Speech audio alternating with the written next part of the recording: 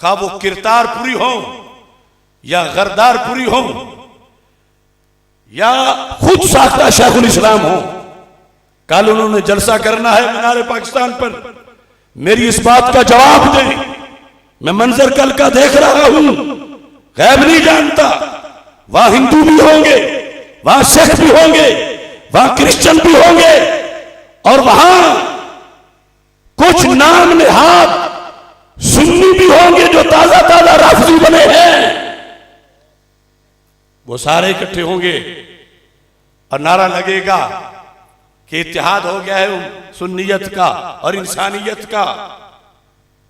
तो उन सब से मैं कह रहा हूं, हवाला मैं बता रहा हूं, इसका जवाब लेके मीनारे पाकिस्तान पे आना, फतावा शामी का जवाब लेके आना, मुस्लिम शरीफ का जवाब लेके आना।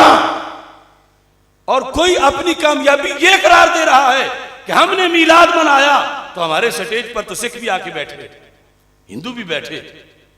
ये जो हफ्ता रहमत लिल आलमीन सल्लल्लाहु अलैहि वसल्लम का अंदाज है या तहरुल कादरी का जो अंदाज है, असल में ये अमेरिका का वहदत अदियान का एजेंडा है। और इससे बड़ी कामयाबी समझा जा रहा है। क्रिश्चियन भी बैठे थे, हिंदू भी बैठे थे, सिख भी बैठे थे, और रसूल पाक सल्लल्लाहु अलैहि वसल्लम की नातें पढ़ी जा रही थी। जिस तरह अगर तुम किसी को नंगे बदन किबला रुख खड़े होकर नमाज पढ़ते देखो तो रोकोगे या नहीं रोकोगे? क्यों? कि नमाज की तौहीन हो रही है, दीन की तौहीन हो रही है। ये कोई नमाज नहीं पढ़ी जा रही, ये तौहीने दीन है, ये तौहीने किबला है, ये तौहीने मस्जिद है, ये तौहीने नमाज है। कि पहले वुजू करे, शर्तें पूरी हों, तो ये सारी चीजें नमाज के लिए इतनी जरूरी नहीं जितनी नात के लिए सरकार को नबी मानना जरूरी है। जो सरकार को नबी मानने से अड़ गया वो करोड़ नात पढ़े, करोड़ नात लिखे, उसे तौहीने नात का अजाब तो होगा मगर नात पढ़ने का सवाब नहीं होगा। किताबुल अज़कार के अंदर है इमाम नववी रहमतुल्लाह अलैह की, यहूद चोटी के शरारती थे, और यह भी मैं कहता हूं यहूदी थे मगर वहाबी नहीं थे। और अगर किसी को इसरार है कि वहाबी भी थे तो कह ले वहाबी भी थे। यहूद मदीना यहूदी होकर ये यकीन रखते थे कि अगर हजरत मोहम्मद मुस्तफ़ा सल्लल्लाहु अलैहि वसल्लम की जुबान से कहीं भुलेखे से भी हमारे लिए रहमत की दुआ निकल गई, हमारा बेड़ा पार हो जाएगा, गैर इरादी तौर पर भी। इसलिए मैंने कहा यहूदी थे, बाबी नहीं थे। तो वो फिर तरीके सोचते थे कि हमने इनकी जुबान से अपने हक में दुआ निकलवानी है, तो जितनी भी हम मुखालफतें करेंगे तो दुआ तो वो काम कर ही जाएगी क्योंकि इनकी जुबान से निकली हुई होगी। तो उनके उलमा ने उन्हें सिखाया कि मुसलमानों में ये तरीका है, जब कोई छींक मारता है तो आगे से वो जवाब देते हैं अल्हम्दुलिल्लाह यरहमुकल्लाह यहदीकुमुल्लाह। लिहाजा उन्होंने सोचा कि वैसे तो ये नबी सल्लल्लाहु अलैहि वसल्लम हमें दुआ नहीं देते, तो हमें कोशिश करके इनके पास जाके छींके मारनी चाहिए। ये पुराने मुनकिरीन मिलाद हैं, छींक पे छींक मारे जा रहे हैं। ये उनका तरीका है कि किसी पर तो यरहमुकल्लाह फरमा देंगे, और अगर फरमा दिया तो हमारा बेड़ा पार हो जाएगा। ये कोई किस्सा कहानी नहीं, ये किताबुल अज़कार इमाम नववी की, इसका सफा नंबर 275 है। फस्ल इस बारे में कि जब यहूदी छींक मारे, आज लोग कहते हैं ना हर चीज में मसलक उठा के ले आते हो, हर चीज में अकीदा उठा के ले आते हो। दुकान चलानी हो, काश्तकारी हो, पड़ोसी का मसला हो, अकीदा उठा के ले आते हो। अजान का मामला हो, जमात का मामला हो, अकीदा उठा के ले आते हो। तो मैं कहता हूं जिनके गुलाम हैं वो नबी छींक के ऊपर भी अकीदे से फैसला करते हैं।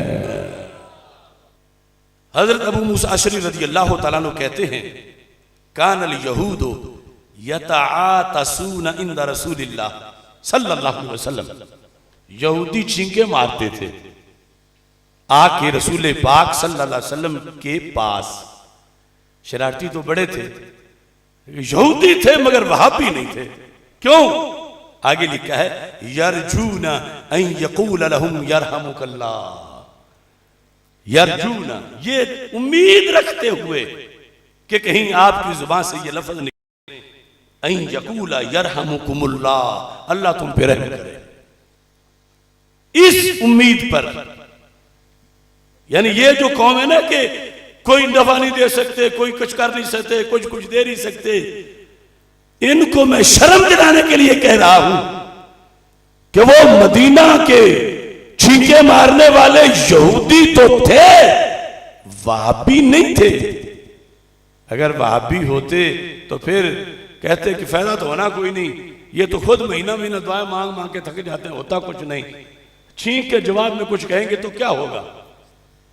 आज भी इन तौहीद परस्तों की तकरीरें ऐसी तुम्हें मिलेंगी, मगर मैं फिर कह रहा हूं लाइव, वो यहूदी थे मगर वहाबी। अगर ये इसरार करें तो मैं ठीक है, यहूदी भी थे वहाबी भी थे। कुल्लुहुम वाहिद, अल यहूदिया वल वहाबिया विजहान लिमासात वाहिदा। दोनों एक ही खोटे सिक्के के दो रुख हैं।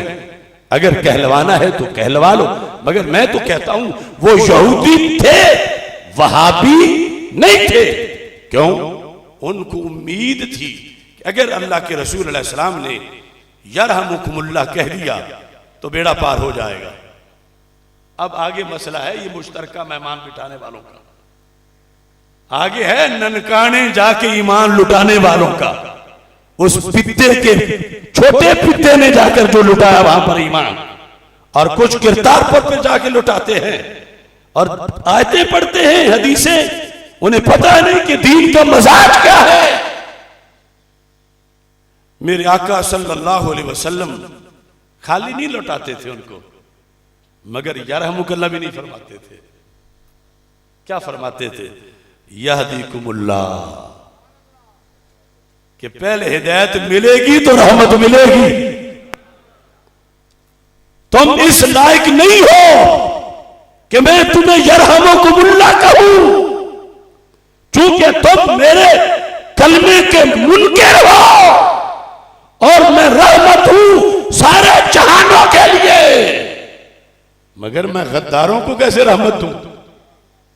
हाँ, हिस्सा इस तरह दूंगा, खाली नहीं लौटाता।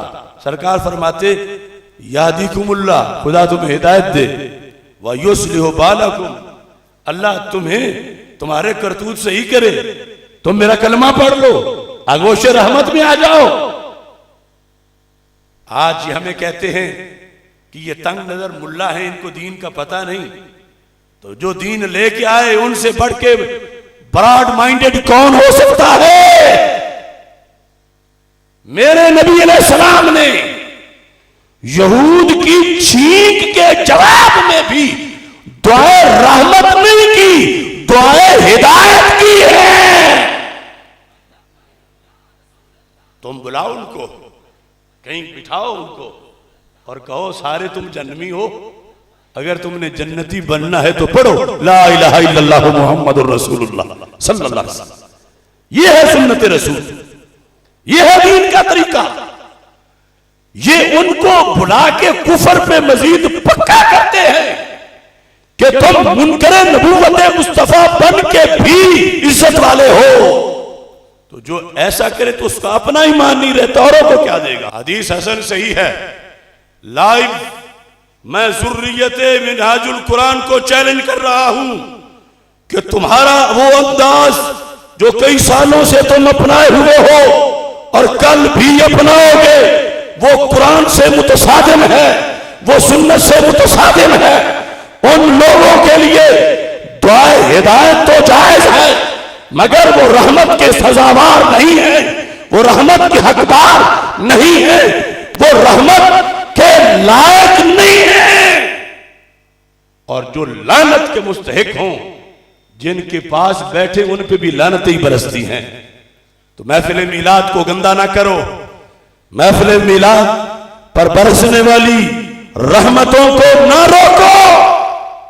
क्योंकि सहाबा किराम जब नमाज इस्तिस्का पढ़ने लगे तो पूछा कोई अहले किताब में से तो नहीं, यह है पुरानी बरेलवियत, कोई अहले किताब में से तो नहीं?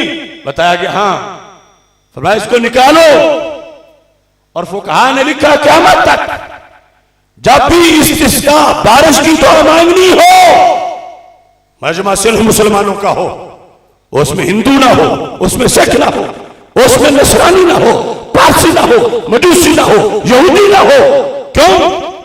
कहा कि ये लोग जहां हो ना लानत टूट के बरसती है, तो तुम रहमत के लिए इकट्ठे हो रहे हो।